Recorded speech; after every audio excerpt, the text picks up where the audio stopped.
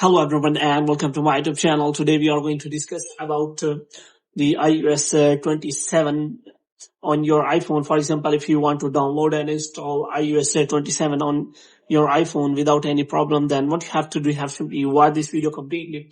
So if you want to download and install, then first of all, you have to simply make sure that you are connected to a proper Wi-Fi and internet connection. And after that, what you have to do next is you have to simply go to settings.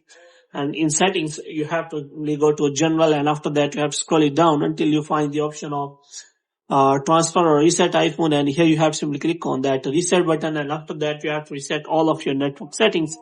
And after resetting all of your network settings, now what you have to do, you have to simply go to the general option, and after that you have to simply click on software update. And after that, you have to simply make sure that you are shown the iOS 27 option on your iPhone. And after that, you can simply click on that download option. Recently, I do not have much space to download and install the iOS 27 on iPhone. So if you have enough space, then you have to make sure that you have enough space to download and install the iOS 27 on your iPhone.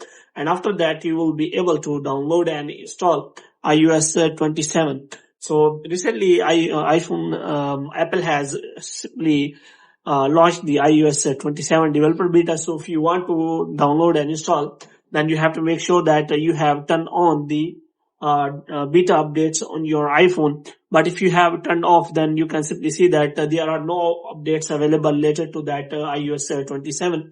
So if you want to get that iOS 27, then you have to simply click on the iOS 27 developer beta, and after that you will be able to use that iOS 27 developer beta on your iPhone. So you have to make sure about that. So hope you have liked this video. To get more videos like these, you can subscribe our channel.